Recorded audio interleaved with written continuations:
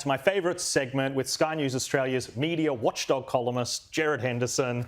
Thank you so much for joining us as always. Now, we've got a lot of topics to get through, which is fantastic. You found one here on the Sarah Ferguson interview, and I think we've got a grab to play. Well, let me ask you this question. Do you take it as a starting point for any discussion on this conflict, that the idea of a two-state solution is dead? The idea of a two-state solution is only alive if Israel and the Palestinian Authority can figure out a way to make it work. But as long as you have people chanting from the river to the sea, as long as the Palestinian Authority continues to pay terrorists stipends for murdering Jews. I think to be clear that Mahmoud Abbas, the head of the Palestinian Authority, has committed to stop doing that. But please continue. No, actually, he hasn't. Does not the United States' very large military aid, billions and billions of dollars to Israel, give you some leverage over how the war is conducted? I guess if we wanted to tell them what to do, we would, but they're our partner. We respect the fact that they were attacked on October the 7th. They're not the attacking country. They were the attacked country. Sure, but the question, and there were 1,200 people. No, Sarah, yes, let me, please, I'm going to stop you there. 91.5% I'm just going to have to, we are running out of time, but I'm going to have to jump in there because I need to say something to the audience. What did I just watch there? Well, it was activism journalism, and it was unprofessional, and there were interruptions. And some of it was what Ambassador Huckabee was saying was true. I mean, the idea that you can trust the head of the Palestinian Authority to make a pledge that will be followed up is just ludicrous. And Sarah Ferguson was actually challenging that, saying, well, whatever he says, we have to believe. The 89-year-old geriatric who's running the group that was paying... The martyrs, as Albo puts it. And, of course, he hasn't had an election for 20 years. So the idea... But, I mean, what you had Sarah Ferguson defending the Australian government, which she didn't need to do. The government's quite capable of defending itself. And then she's criticising the American government. And that's not really the role of a presenter. And then she's interrupting constantly. I mean, eight major interruptions, and actually winding him up and saying, well, I make a comment and then we should move on. So he had he's a very experienced politician, so he came back and said, no, you can't move on a couple of occasions, but that's not the way to conduct an interview. So so the new management of the ABC is sort of condemning activism journalism, and some of their leading figures. We're not dealing with the junior people in the organisation. People like Sarah Ferguson, they're the embodiment, Laura Tingle and others, the embodiment of activism journalism, and they get promoted and well looked after. Yeah. So no discipline. Yeah. Now let's move on to this coffee scandal. Oh, the coffee scandal that you've uncovered. I think we've got two grabs, but let's first start with Sally, Sarah, the very first one that we've got to react to.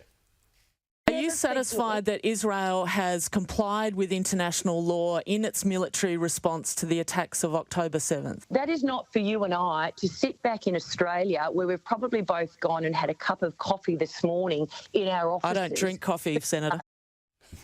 Now, let's compare that with her interview with Jim Chalmers. Let's have a listen. Treasurer, time's against us. We will let you finish that coffee. Thank you very much. I appreciate it, Sally. Coffeegate. Coffeegate. Well, there was an example of Sally Sarah just getting irritated because she didn't like what Senator Cash was saying. So, I mean, I don't care whether Sally Sarah likes coffee or not. I'm not particularly interested. It's not major news. But then with Jim Chalmers, it's all quite different. He's got to be allowed to finish his coffee. But if Senator Cash is talking about having a cup of coffee, that becomes highly irritating and she needs to be slapped down. So the tonality is completely different depending who she's talking to. Yeah, it's just different. I mean, there's obviously someone that she likes in and Mr. Chalmers, someone she doesn't like in Senator Cash, and becomes very evident. I mean, anyone can pick that up. It's just a matter of containing your anger, which journalists should be able to do. Yep. Now, let's move on to the Australian Institute on the ABC. Now, these people, in my view, are quite nuts. And they're clearly advocating, they're activists, and they're pushing views. But let's hear them on the ABC, I guess, disputing that characterisation. We should point out, I think the Australian Institute is not campaigning against AUKUS, but is certainly hoping for more scrutiny at the moment on the AUKUS deal, right? That's right. We've got a petition at the moment for a parliamentary inquiry into the AUKUS deal. Can't believe they get so much airtime. But why was that statement so clearly wrong by the ABC? Well, recently by the way, they're such an activist organisation, their Australian Institute, that they advertise on Sky News, believe it or not. But what happened there was that they have put an ad in the Canberra Times not so long ago where they actually said we have to get out of our AUKUS. They actually said it. So they're not just talking about an inquiry. They're doing paid advertisements to elicit a political change. And one of them is emphatically to get out of AUKUS. Now, why would the ABC characterise it? Why would the presenter in that situation put that caveat when the caveat is, one, so clearly wrong, but why would they do it even if it was true? Well, I think James is not a bad sort of presenter. Sure. But I think the reason why he's doing it is they're conscious of the criticism. That program, News Breakfast, has the Australia Institute on. It's an activist political organisation, but it doesn't have anyone on from any of the conservative think tanks. None at all. They're all cancelled. So what they run with all the time is The Guardian and the Australia Institute and some others. So I think what he was trying to say is, well, she's not really saying that the Australia Institute's against, she's actually saying, let's have an inquiry. But in fact, the Australia Institute is definitely opposed, not only is it opposed to AUKUS, but it advertises its opposition. Yeah, they're basically a lobby group at this stage. Oh, they're a lobby group, yeah. But let's move on because we've got the SBS's, their chief political correspondent, her name's Anna Henderson, and she was on the ABC talking about the whole Israeli-Palestine-Gaza conflict. Let's have a listen to this grab. The international community is trying to work out how to respond to what is appearing to become an immovable force of the Netanyahu government, which is spoken about particularly by the Australian opposition as a democratic country that we need to defend its right to defend itself. Well, it is a democratic country. It's not just the Australian opposition that says it. They have elections. 20% of the people who vote in Israel are not Jewish, they're Arabs or Christians. I mean, that's a democratic society. But the other point was in that interview, now this is the chief political correspondent for SBS. In the whole of her involvement in that panel discussion, she did not mention Hamas once. Not once. It's like Hamas isn't there, that there's some sort of battle. The enemy is the undemocratic Netanyahu government.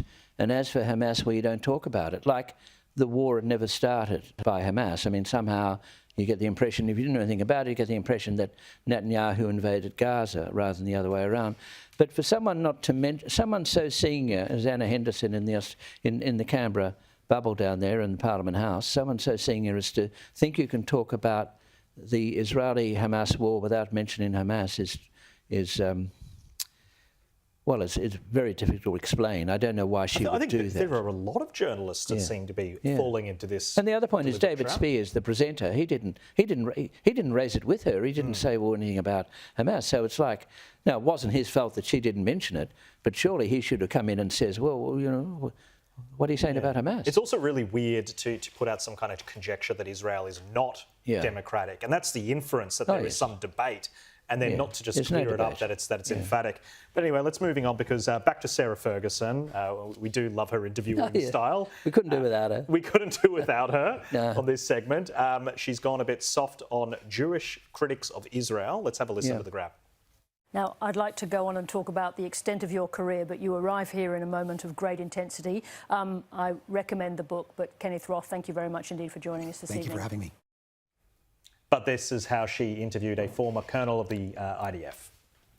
Lieutenant Colonel Peter Lerner, I'm not accepting your view that it's a mistake. There's a lot further to go on this story, but thank you very much indeed for joining us. Good evening. So you're a Jewish American critic of Israel, well, that's fine, you're welcome. But if you're a Jewish Israeli supporter of Israel, well, you know, I don't believe you, go away. Thank you for your interview. I don't believe a word that you said. On to the next topic. That's how it is. Jared Henderson, thank you so much for joining us on the show. Really appreciate it.